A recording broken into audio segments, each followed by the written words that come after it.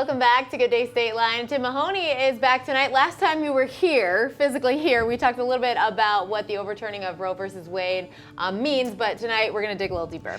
Yeah, so last time we talked about the implications just with regards to Roe and healthcare, the impact towards women in general, the difference with minorities, that type of thing. Now we're going to talk about what's the overall impact to the Supreme Court and to the country from this decision. So this was the first time that a right had been taken away, where there was a right given and then all of a sudden it was removed. And there's a lot of justification being given for that it was never a very well-reasoned opinion, that type of thing. You and I talked about last time we were here, we talked about this concept of stare decisis. And us lawyers, we use Latin so nobody knows what we're talking about. But essentially stare decisis says once the court sets an opinion, then everything has to follow that opinion. So if a Supreme Court in Illinois says something, then the trial courts and the appeals court, they have to follow that. And if the Supreme Court is going to change its position on something, it has to have a really good reason. Well, with the U.S. Supreme Court, once they say that this is a right, then it's a right. And we can carve into that right. So like, let's say there's situations where we're searched even though there isn't a warrant based on probable cause issued by a magistrate. That's kind of a hot topic right now too. Yeah. You get searched when you go through an airport. You get searched. So we've carved into that right, but we've never taken away a right. Well, now we have taken away a right on the U.S. Supreme Court level. So now that's the new stare decisis. And that's a big concern for people who've studied the Constitution like me, because now we have a precedent to go take away any right that's been around for a long time. That's not a great thing. So let's talk about the Second Amendment, because that's a big one in this area. Well, for 200 years, constitutional scholars, legal scholars, judges, nobody considered the United States Second Amendment of the United States Constitution to protect individual rights to bear arms. That's not what it was there for. It was there to guarantee a militia, because it was illegal for us to have a militia when we were under the protectorate of Great Britain. And the Second Amendments of the individual state constitutions, that was to guarantee individual rights to bear arms. Well, a very conservative but a very active Justice Anthony Scalia in 2008 and 2010, so well after Roe, convinced a majority of the court that the Second Amendment of the United States Constitution should incorporate that right. And they voted and did, in fact, do that in two seminal cases in 2008 and 2010. So now you would think, okay, well then that's the right and there it is. And then there's a whole bunch of cases that have followed along and reaffirmed that. Well, now with Dobbs, the case that overturned Roe, we now have a precedent to go back and say, that case was decided weird and Scalia didn't know what he was talking about, and we can take away that right.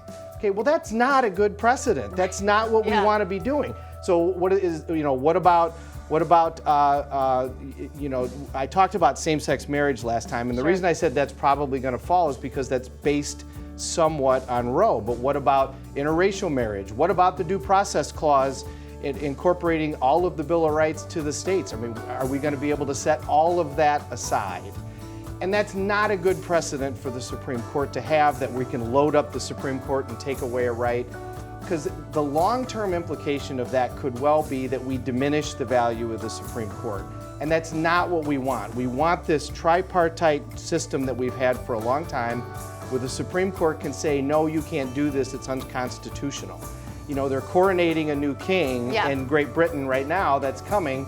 And I think we as Americans think, we've moved on from that. We have something different than that. Well, if we diminish the Supreme Court and they no longer become something that we pay attention to, well, then we are doing the same thing, because now we have too much power in the executive branch. And in our last three executives, you've seen these executive orders. I'll just write, if I can't get a law passed, I'll just do an executive order. Well, the only check on that is the Supreme Court saying, no, you don't get to do that. Well, if the Supreme Court no longer has this consistency where we don't follow them, we're not paying attention to them, then there's no check on the executive, and the executive can just do these executive orders, and we're no different than England. We're in the same situation, and we've worked very hard as a country to not do that. So this is really a bad precedent, because we're supposed to have this situation where once the Supreme Court says this is a right, then it's a right. And then we deal with that. And sometimes it's a right that favors a conservative Sure. side of the country, and sometimes it's a right that favors the liberal side of the country. But either way, it's a right, and then we get a right to the left and a right to the right, and we move forward. Yeah. That's how we move forward. And so that's the real long-term problem with this decision, is now we can go back and redo anything, and that's not a good precedent for the country as a whole. Well, when you're talking checks and balances, it like brings me to like second grade. Isn't that the first thing you learn about like America? Right, and it's such an integral and important system. And remember, that checks and balances came later once our system was set up. It was a Supreme Court case called Marbury versus Madison that created the Supreme Court's ability to declare something unconstitutional. And we've developed this process over time that's really been a great process, because all of this stuff is designed to keep us in the middle. Sure. I mean, let's face it, the majority of the country's in the middle. I mean, that's, the Electoral College, all of these things were all designed by the Founding Fathers to keep us in the middle. And, and the last time you and I spoke, we were at the Lincoln Douglas Debate Center, which happened right before the country hit a real constitutional crisis. And it kind of feels like that right now. Now, we've been through constitutional crises before as a country, but we have not amended the Constitution in a long period of time. I mean, this might be a situation where it's time to have a constitutional convention. Let's go back to Philadelphia and see if we can figure all this out again and take a look at all of these things. But clearly, we're in, kind of a constitutional crisis right now. It'll be interesting to see how we navigate through it. But I bet we'll have something else to talk about in a month too. yeah, I think we will. Yes, I think we will. So Tim will be back then. You can always find him at mahoney'sgotyourback.com. We'll be right back.